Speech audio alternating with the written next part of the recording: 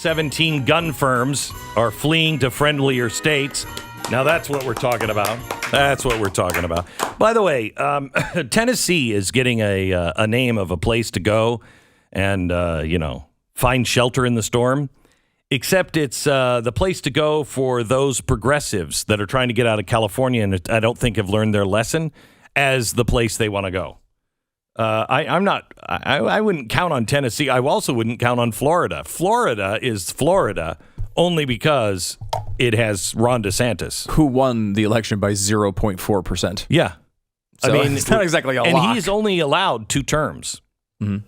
So in 2 terms, you could get, Charlie Crist, which, hey, there's protection for you. One thing we can guarantee, he will be running again because he runs in every available election. He does. So, I was singing because I talked to Ron on Wednesday, and I said to him, so you only have 2 terms. Yeah.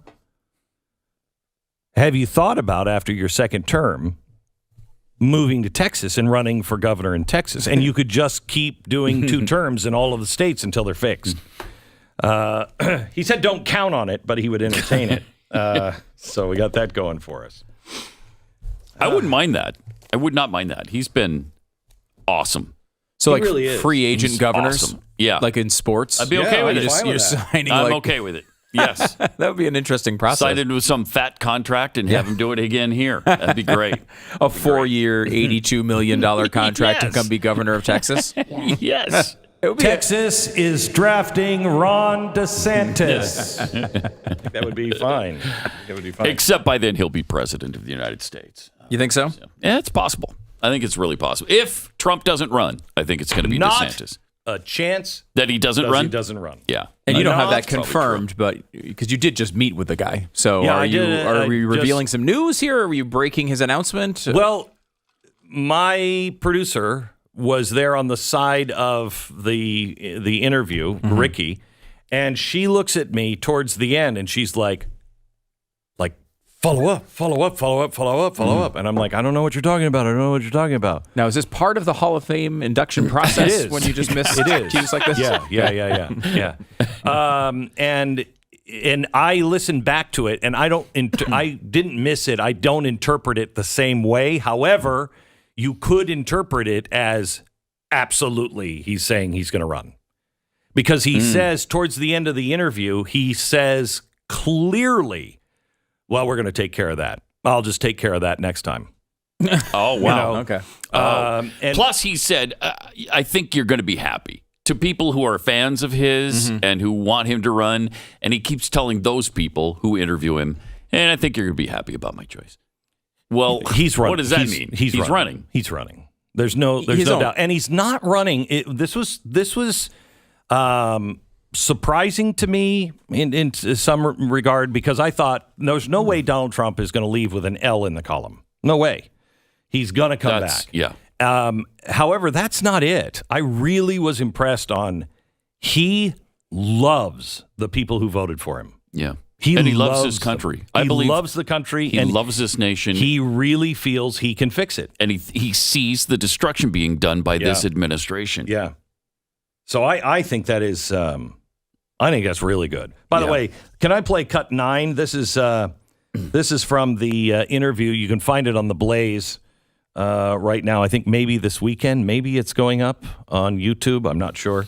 But here's Ron DeSantis talking about his Stop Woke Act. Listen to this. Cut 9. Or is this from yesterday? We just did an event today rolling out a new piece of legislation called the Stop Woke Act. Right. And what we're doing is we already had our State Department of Education prohibit critical race theory in our K through 12 schools. But I think we've seen that sometimes schools will do what they want. So we're giving parents a private right of action where they could go in and sue if this is happening, get discovery and get attorney's fees. And the parents are really happy about that and really excited that they have a role again in Florida. We have a Parents' Bill of Rights. We were one of the first states to pass it to where we say parents have the primary obligation and responsibility for the health, education, and upbringing of their kids. It's interesting. In that Virginia governor's race, you had the Democrats say parents shouldn't really have a role in what goes on in school. People said that was a mistake, but I was actually evincing what they actually believe. The left believes that this is the province of unions and bureaucracies, and that parents are really a sideshow in all of this. And I think that view has been totally exploded now. And so parents are on the march. And I think that that's something very, very positive. You know, Glenn, people will talk about, hey, win the Congress back, win this. And I think all those are important. But if I could have one thing politically, one political wish granted, I would want conservative majorities on every school board in the country. That would have a profound positive impact on our education system, our society, and on our culture. I really like him because he has the Donald Trump attitude where he'll go in front of Brandon car dealership in Brandon, Florida, and then just give a speech. I kind of appreciate that. But he's also very reasoned and very well thought out. Very well thought out. But he's not going to run. I think he's going to run for governor. Trump is going to run for president, and then you'll see him again in 28. It's been kind of interesting. There's a little...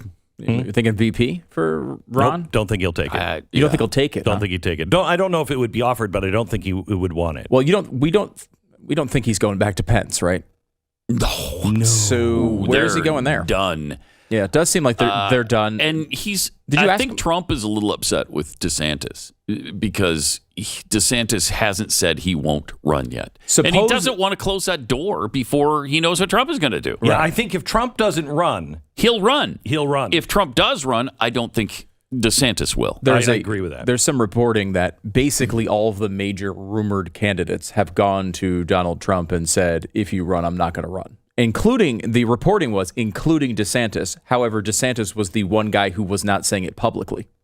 Or these other candidates are like, look, if Donald Trump runs, then I won't be running. Or at least are insinuating. And DeSantis has not yet said that. DeSantis has not said that. And I think that would be foolish. If Donald Trump is running, Donald Trump will, he'll crushes win. Everyone. Yeah. Crushes everyone. And he not only will win, he'll destroy you so that we have nothing left. That's not good. Yeah. That's not good. Mm-hmm. We need people like DeSantis because Trump only has 4 years. And I talked about this. My interview with Donald Trump is happening when we get back in January, first week of January. You don't want to miss it. But I talked to him about what needs to be done. And I said, let me just give you a list of the agencies that need to be cleaned out. Fire everybody. And it's almost every agency. And I said, how are you going to do that in 4 years? He said, we'll get it done. We'll get it done.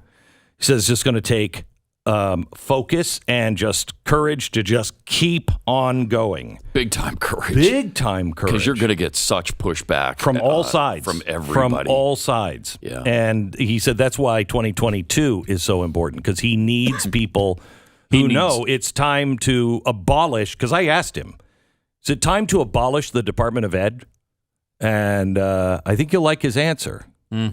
But it's going to take, I said, how are you going to do this if you have Mitch McConnell? And that was the wrong thing to say because he went off on Mitch McConnell. I bet he did. Yeah, Mitch McConnell does not like Mitch McConnell. I don't either. I don't either.